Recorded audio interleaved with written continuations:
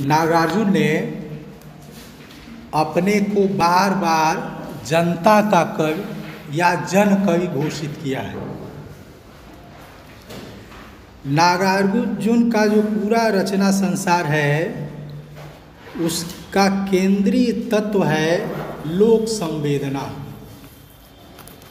उसी लोक संवेदना के कारण चाहे गद्य की उनकी रचनाएं हों या उनकी कविताएं हों, उनमें लोक से गहरी संपृक्ति दिखाई पड़ती है। अगर वे प्रखर व्यंग्य करते हैं तो उनके उसके भीतर भी वह लोक संवेदना ही काम करती है। प्रकृति और संस्कृति के प्रति गहरी आसक्ति दिखाई पड़ती है नागार्जुन में। उसका कारण भी लोक संस्कृति ही है, लोक संवेदना ही है, लोक संस्कृति के साथ उनका जुड़ाव है। नागार्जुन चूंकि प्रगतिशील कवि हैं, इसलिए व्यक्तिगत जीवन संदर्भों पर भी जब वो कविताएं रचते हैं तो उनमें एक गहरी सामाजिकता दिखाई पड़ती है।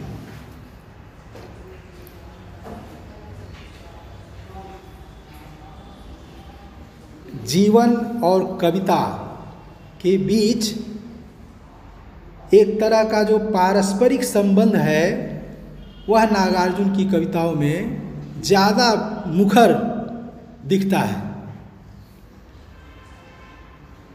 नागार्जुन की जो दृष्टि है वो वैसे तो मुहावरे में कहा जाता है कि जहाँ न पहुँचे रवि वहाँ पहुँचे कवि। नागार्जुन ने ऐसे विषयों पर कविताएं लिखी हैं जो विषय दूसरे कवियों से अछूते रह गए हैं। जैसे नागार्जुन पैने दांतों वाली शीर्षक से कविता लिखते हैं और उस कविता का विषय क्या है? मादा सूअर है और वो धूप में लेटी हुई है, उसके बच्चे दूध पी रहे हैं। नागार्जुन लिखते हैं यह भी तो मादरे हिंद की बेटी है। कदम्ब के फूलने पर कविता लिखते हैं, नेवले पर कविता लिखते हैं, बाघ पर कविता लिखते हैं, मुर्गे के बाग देने पर कविता लिखते हैं, बादल के गरजने पर कविता लिखते हैं। बादल नागार्जुन का भी बहुत प्रिय विषय है।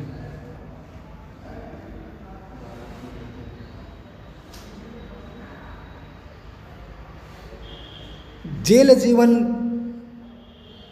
की स्थितियों पर भी उनकी कविताएं हैं कि कैसे सलाखों को पकड़कर कैदी बाहर झांकते हैं तो उनको जीवन का एहसास होता है।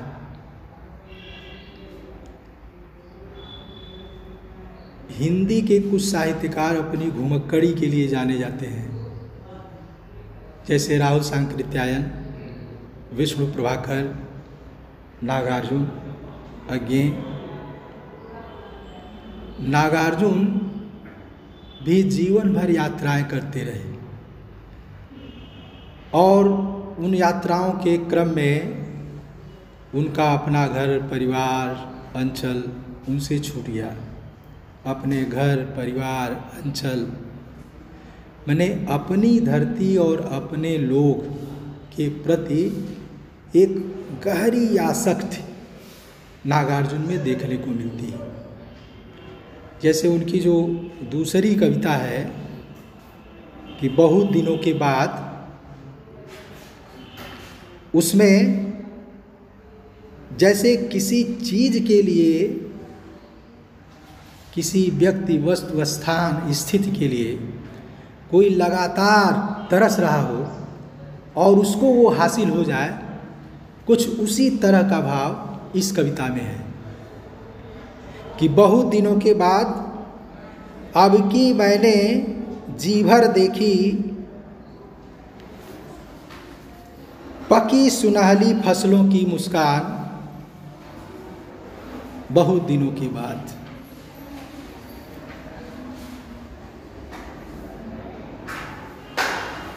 मैंने फसलों का पकना बहुत दिनों के बाद कवि देख रहा है। इस पूरी प्रक्रिया से उसकी दूरी बढ़ गई है। उनकी एक कविता है पछाड़ दिया मेरे आस्तिक ने। उस कविता में एक पंक्ति आती है कि छूट गया है जनपद का संस्पर्श, बहुत दिनों से जनपद का संस्पर्श छूट गया है। तो बहुत दिनों के बाद अब की मैंने जी भर देखी पकी सुनहली फसलों की मुस्कान, बहुत दिनों के बाद अब की मैं जी भर सुन पाया धान कूटती किशोरियों की कोकिल कंठी तान। लोक में काम करते हुए गाने और गाते हुए काम करने की संस्कृति है। उस संस्कृति का साक्षात्कार करने का अवसर भी कवि को बहुत दिनों के बाद मिलता है। बहुत दिनों के बाद अब की मैंने जी भर सूंघे मौल सिरी के ढेर ढेर से ताजे टटके फूल, बहुत दिनों के बाद। अब मौल सिरी के ताजे टटके फूल सूंघने का अवसर कब मिलेगा? जब वहाँ कोई रहेगा, वहाँ जाएगा, अपने हाथ से उसको तोड़ेगा। और इसका अवसर निकालने पर ही निकल सकता है। कवि को यह अवसर अब तक यानी बहुत दिनों के बाद हासिल हुआ है, उसकी चर्चा करता है। बहुत दिनों के बाद अब की मैं जी भर छू पाया अपनी गामई पग डंडी की चंदन वर्णी धूल।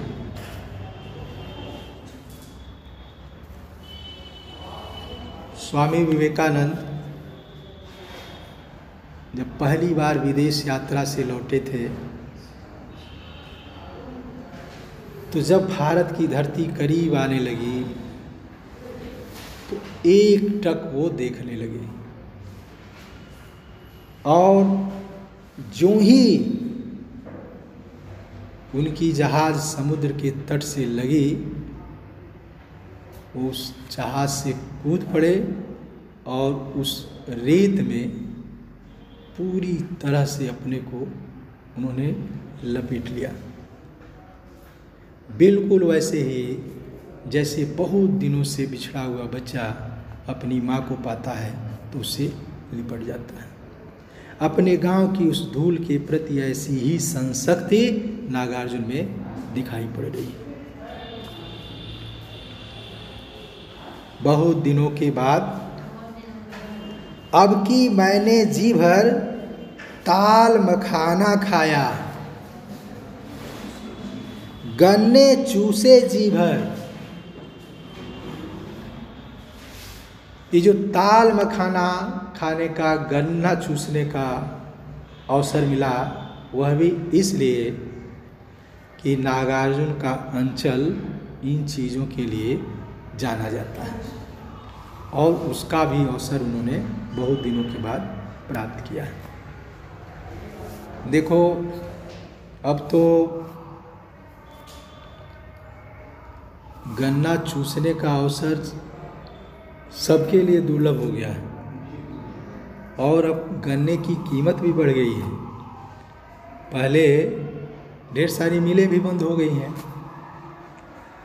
पहले सड़कों पर बैलगाड़ियाँ लगी रहती थी लाइन से, और गन्ने उसमें लदे रहते थे। छोटे बड़े बच्चे उसमें से अपने पसंद का गन्ना खींचकर भागते थे। गाड़ी वाला बदमाश रहता था, तो गालियाँ देता था, दौड़ाता था, कभी गन्ना भी चला लेता था और संवेदनशील होता था तो अपने मन से बच्चों को दो चार खींचकर दे देता था। वो डरते हुए, गालियाँ सुनते हुए गन्ना खींचकर चूसने का एक अलग ही सुख होता था। तो चूंकि यह अपने गांव जवार का मामला है, इसलिए नागार्जुन को गालियां तो नहीं सुननी पड़ी होंगी, लेकिन वो रस उनको मिला।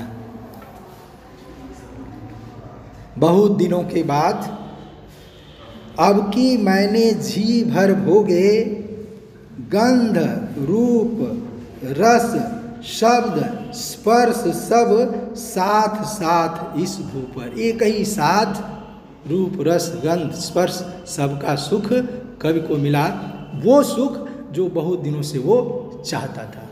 देखो, यह कविता अपने बिंब विधान के लिए भी जानी जाती है। मैंने पकी सुनहली फसलों की मुस्कान, रूप और रंग,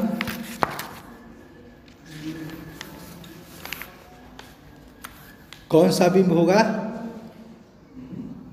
बिंब कौन सा होगा? पकी सुनहली फसलों की मुस्कान में किस तरह का बिंब होगा?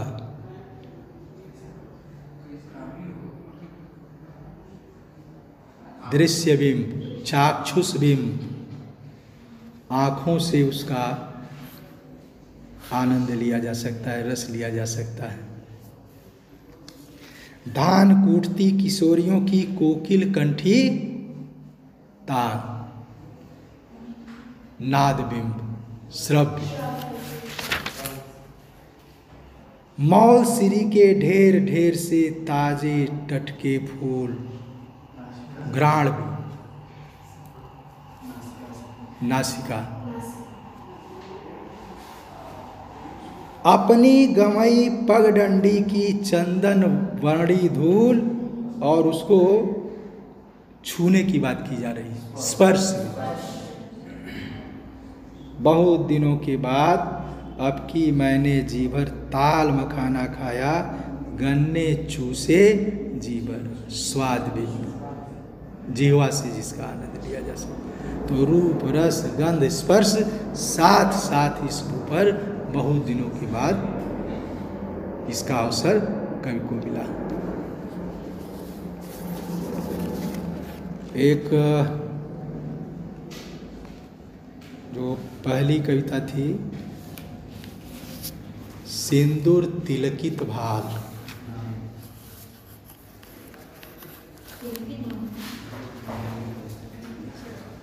मैंने सिंदूर, जिस ललाट में सिंदूर लगा हुआ, एक सांस्कृतिक प्रतीक, वैवाहिक अवस्था का बोध कराने वाला। ये कविता नागार्जुन के व्यक्तिगत जीवन संदर्भों से जुड़ी हुई कविता है, लेकिन यह हर उस व्यक्ति की मन स्थिति को व्यक्त करने वाली कविता है जो अपने घर परिवार अंचल से दूर किसी नगर में बहुत दिनों से रहता हो, और बहुत दिनों तक रहने के बाद भी वहाँ अजनबीपन और अकेलेपन का शिकार हो, और उसके मन में अपने घर परिवार अंचल से मिलने की लालसा बलवती हो, फिर भी वह उनसे मिल न पा रहा हो, तो उनसे मिलने की एक विफल बेचैनी इस कविता में देखने को मिलती है।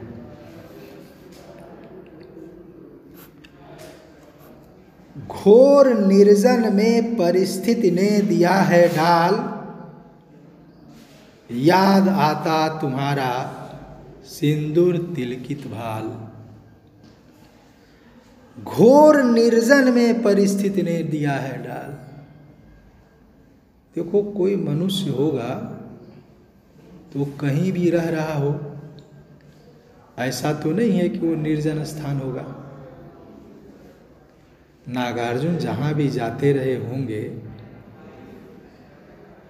तो कोई एक समाज तो रहा होगा, लोग तो रहे होंगे।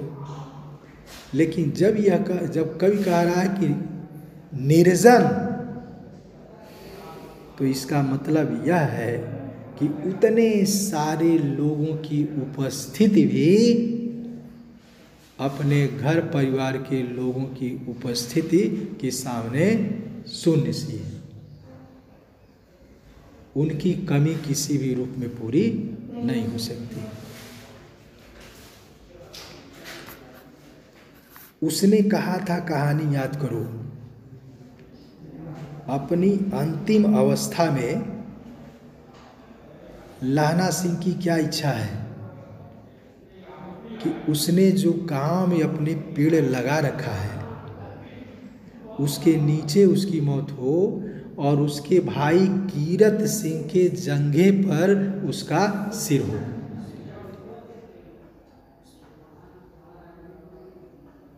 तो अपने परिवार, अपने घर, अपने अंचल के प्रति लोगों की ऐसी ही आसक्ति होती है। इसीलिए लोग बाहर भी रहते हैं, दूर कहीं शहर में रहते हैं, तो भी मौत होने पर लोग उनको गांव ले जाते हैं और उनका जो अंतिम क्रियाकर्म होता है वो प्रायः गांव पर होता है।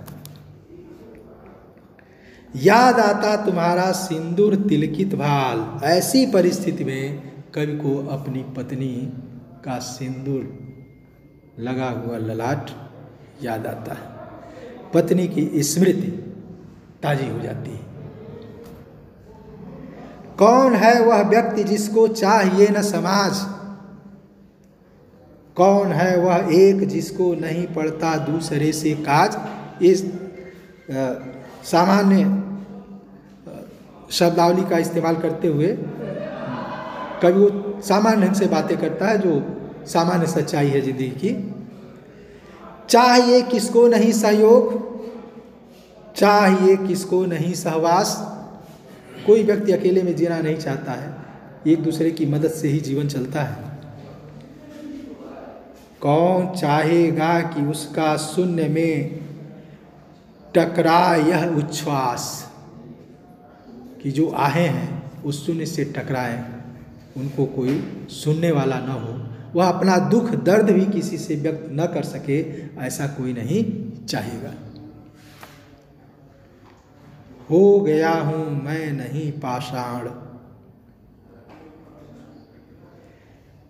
जिसको डाल दे कोई कहीं भी, करेगा वह कभी कुछ न विरोध, करेगा वह कुछ नहीं अनुरोध। वेदना ही नहीं उसके पास, फिर उठेगा कहाँ से निश्वास।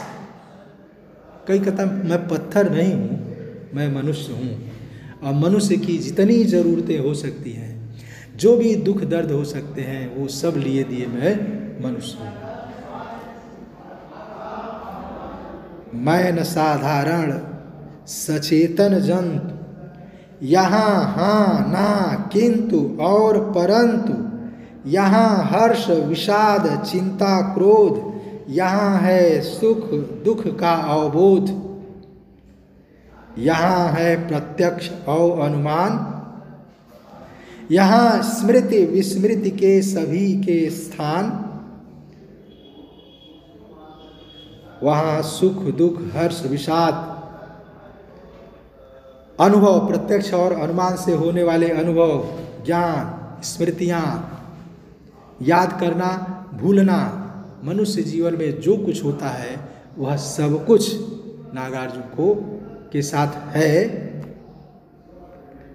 तभी तो तुम याद आती प्राण, चूंकि यह सब है, इन सबको लिए दिए मैं मनुष्य हूँ, इसलिए मुझको तुम्हारी याद आती है।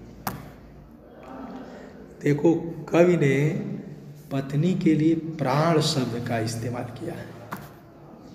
पहली बार छायावादी कविता में आता है, देवी माँ सहचरी प्राण, नारी के इतने रूप। यहाँ कवि पत्नी के लिए प्राण शब्द का इस्तेमाल करता है।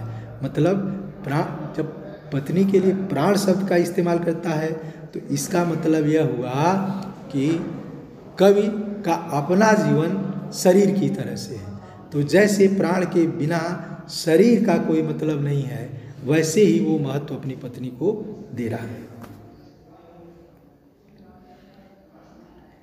याद आते स्वप्न, जिनकी स्नेह से भीगी अमृतमय आंख, स्मृति विहंगम की कभी थकने न देगी पांख। स्मृति विहंगम, स्मृति को पक्षी के रूप में दूर दूर तक उड़ जाने वाले पक्षी की कल्पना प्रतीक के रूप में कवि करता है कि स्मृतियाँ जहाँ दूर दूर तक स्मृतियाँ चली जाती हैं और वो सब स्मृतियाँ मधुर सपनों की तरह से होती हैं। वो सारे सपने मैंने जो पुराने स्मृतियाँ थीं वो सपने की तरह से हो गई हैं, मधुर सपने की तरह से हो गई हैं। उनकी याद कवि को आ रही है और स्मृतियों में वो दूर दूर तक उड़ जाना चाहता है। यहाँ कवि का अपने परिवार के साथ जुड़ाव यहाँ तक, खासकर अपनी पत्नी के साथ जुड़ाव यहाँ तक दिखाई पड़ता है। लेकिन मनुष्य एक सामाजिक प्राणी है। सामाजिक प्राणी के साथ ही वो एक सांस्कृतिक प्राणी भी है, एक राजनीतिक प्राणी भी है। मनुष्य जीवन के साथ जितने संदर्भ जुड़े होते हैं, उन सारे संदर्भों के साथ मनुष्य सामाजिक प्राणी होता है। अब अपने उस अंचल के प्रति कवि की जो आत्मीयता है, जो लगाव है, वह आगे की पंक्तियों में देखने को मिलता है। याद आता मुझे अपना वह तरौनी ग्राम। तरौनी ग्राम कवि का अपना गांव, बिहार में दरभंगा जिले में पड़ता है।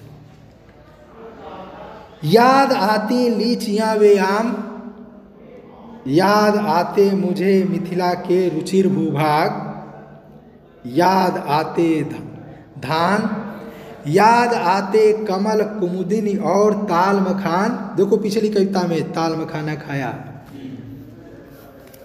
हर अंचल की अपनी विशेषता होती है जो दूसरे अंचलों में नहीं मिलती है।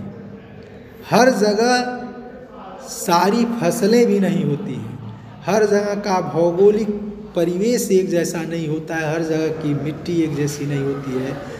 बोली पानी एक जैसा नहीं होता है। तो वो हर अंचल की अपनी विशेषता है। उस अंचल के साथ कवि का जो जुड़ाव है वो यहाँ है कि याद आता मुझे अपना वह तरौनी ग्राम। याद आती लीचियां वे आम, याद आते मुझे मिथिला के रुचिर भूभाग। याद आते धान, याद आते कमल कुमुदिनी और ताल मखान। याद आते शस्य श्यामल जनपदों के रूप गुण अनुसार ही रखे गए वे नाम। गांव के नाम भी उसकी कुछ विशेषताओं के आधार पर रखे जाते हैं। जैसे गोरखपुर का नाम समय समय पर बदला है, राजनीतिक कारणों से बदला है। याद आते वेणुवन वे नीलिमा के निलय अति अभिराम। वेणुवन बांसों के झुरमुट, नीलिमा के निलय हरे भरे खेत, या उस क्षेत्र में नील की खेती भी होती थी, उसका अर्थ भी लिया जा सकता है। याद आते वेणुवन वे नीलिमा के निलय अति अभिराम, अत्यंत सुंदर। धन्य वे जिनके मृदुलतम अंक हुए थे मेरे लिए पर्यंक। मेरे लिए पलंग की तरह से, सज्जा की तरह से, सैया की तरह से उसके अंक लगे थे, उसकी गोद लगी थी। उस अंचल की गोद मेरे लिए सैया की तरह से थी। मैं वहाँ विश्राम करता था, खेलता था, कूदता था। धन वे जिनकी उपज के भाग, अन्न पानी और भाजी साग, फूल फल और कंद मूल अनेक विध मधुमांस, विपुल उनका ऋण सदा सकता न मैं दशमांश। जहाँ का अन्न फूल फल खाकर व्यक्ति का पालन पोषण होता है तो उस धरती का ऋण उसके ऊपर होता है। कभी कहता है कि उसका 10वां हिस्सा भी मैं चुका नहीं सकता। ओह यद्यपि पड़ गया हूँ दूर उनसे आज, हृदय से पर आ रही आवाज,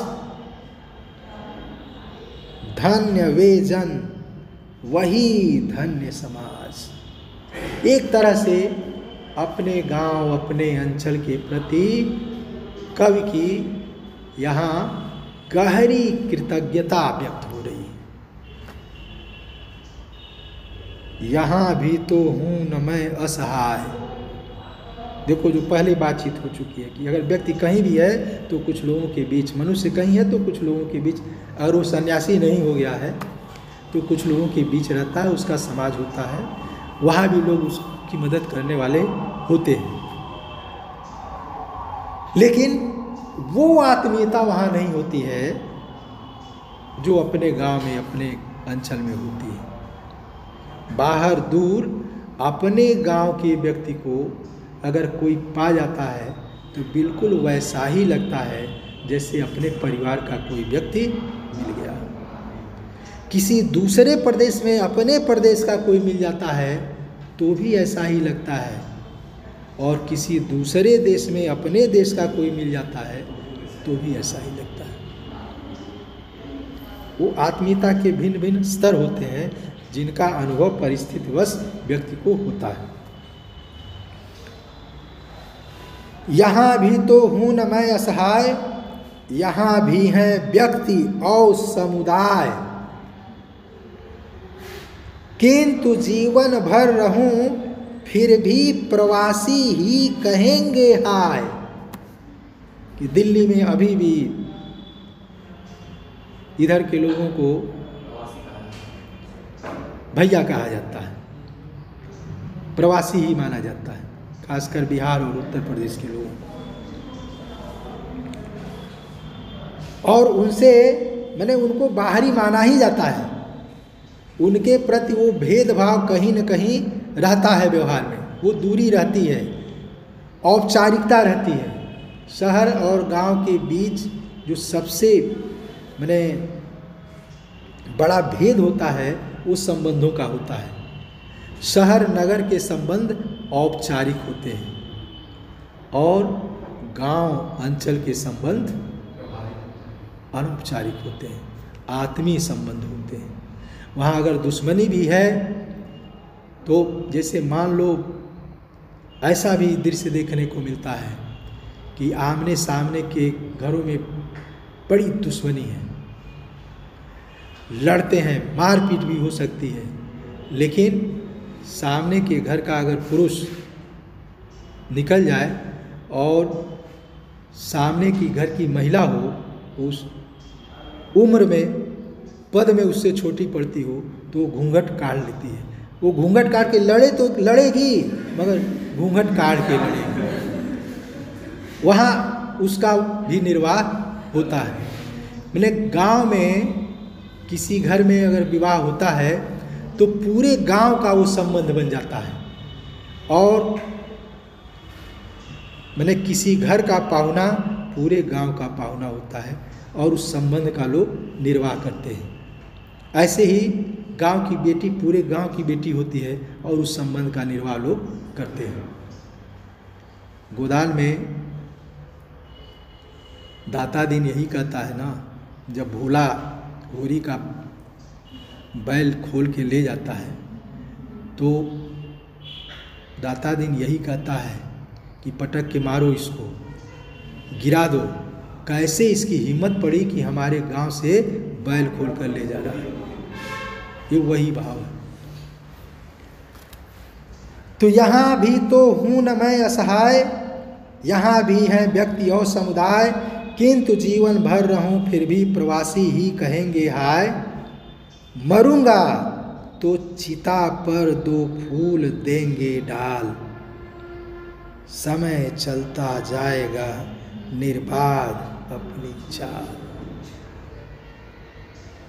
बीए भाग 2 में तुमने एक कहानी पढ़ी होगी, दिल्ली में एक मौत। कमलेश्वर की कहानी है, दिल्ली में एक मौत। शहरी जीवन में जो एक औपचारिकता होती है, औपचारिक संबंध होते हैं, एक तरह की दूरी होती है और लगाव की स्थिति होती है, वो उस कहानी में बहुत अच्छे ढंग से व्यक्त किया गया है। कवि कहता है कि वो सारी क्रियाएं हो जाएंगी, समय अपनी गति से चलता चला जाएगा, लोग एक समय के बाद मुझको भूल जाएंगे। सुनोगी तुम तो उठेगी हुक, और मेरी मौत की खबर अगर तुम सुनोगी तो तुम्हारे हृदय से हुक उठेगी।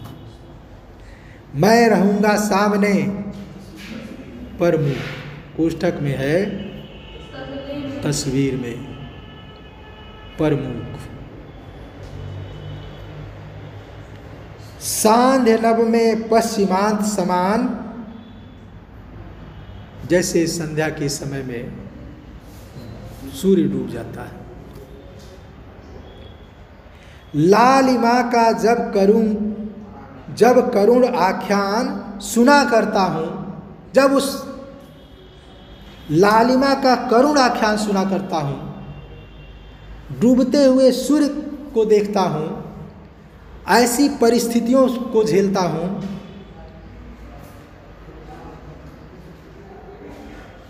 सुमुख उस काल उस समय याद आता तुम्हारा सिंदूर तिलकित भाल। उस समय मुझको तुम्हारा सिंदूर तिलकित भाल याद आता है।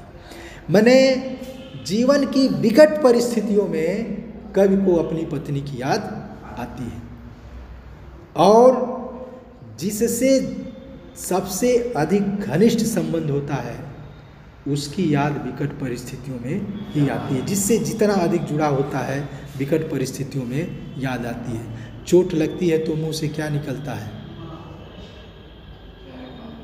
माँ ही निकलता है, चाहे वो माई निकले, माँ निकले, जो भी तुम पुकारते हो, निकलता तो वही है, क्योंकि माँ के साथ उस तरह का जुड़ाव होता है। तो इस पूरी कविता में कवि में अपने परिवार, अपने घर, पत्नी, अंचल के प्रति एक गहरी आसक्ति देखने को मिलती है। बहुत सहज सरल भाषा में इसको उन्होंने व्यक्त किया है।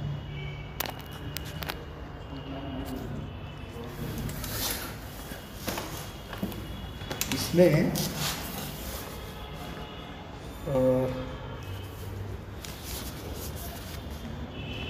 थोड़ा तेज हम लोग चलते हैं। मुझको लगता है कि एक कविता है वो भी हो सकती है।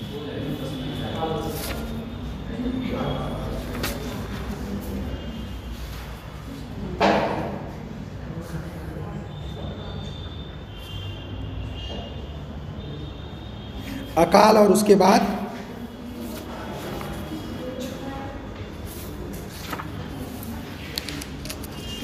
किसी का सिर नहीं दर्द कर रहा जी?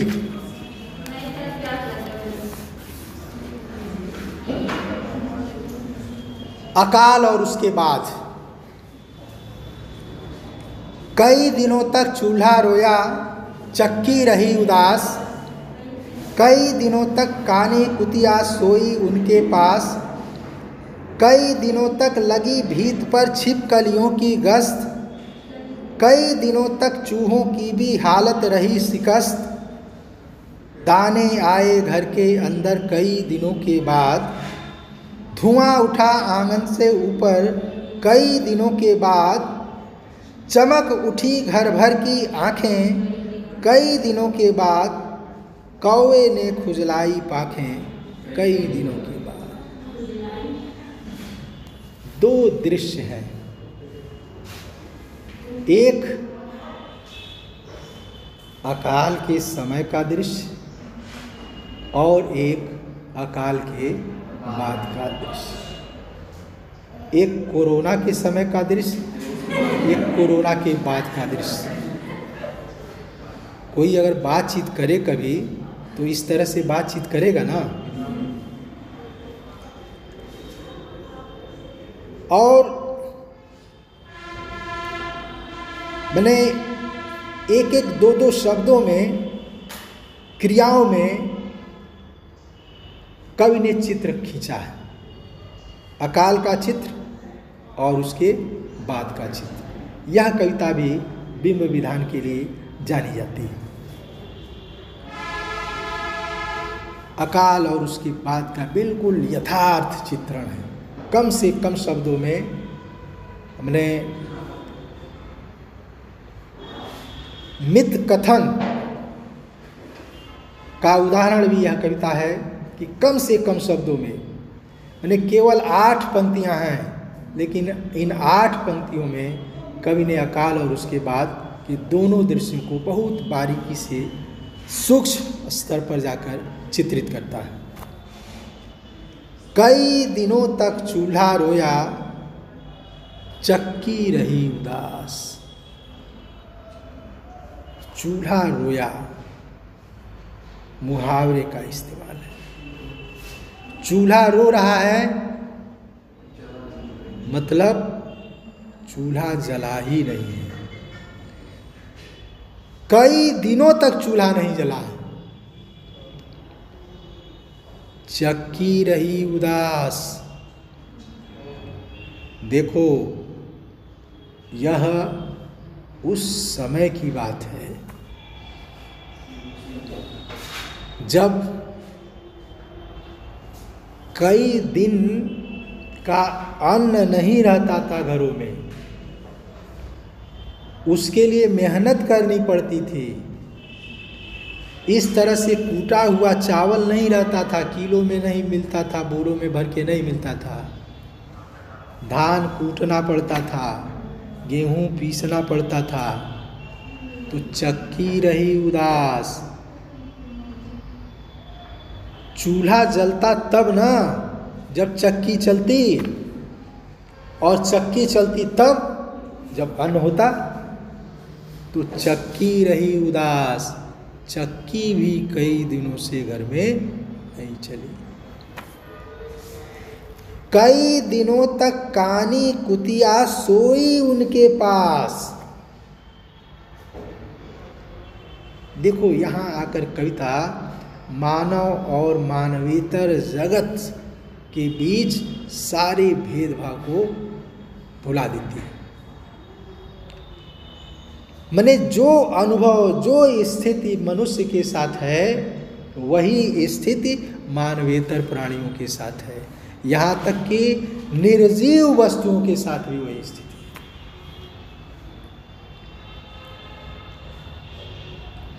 पूस की रात कहानी याद करो। जाड़े से जब ठिठुरता है, पूरी तरह से परेशान होता है।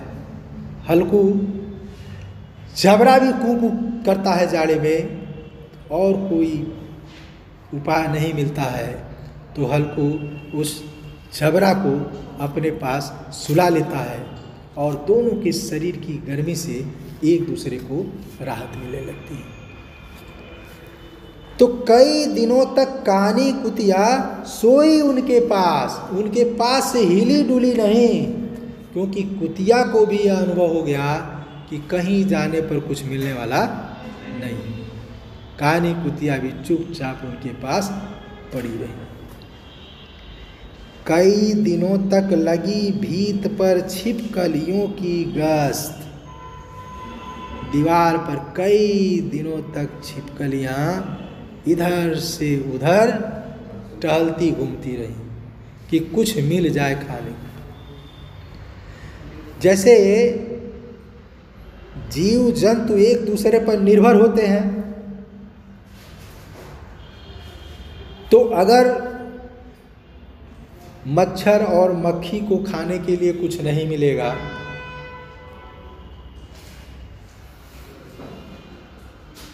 तो छिपकली को भी खाने के लिए नहीं मिलेगा, और मनुष्य को खाने के लिए नहीं है, तो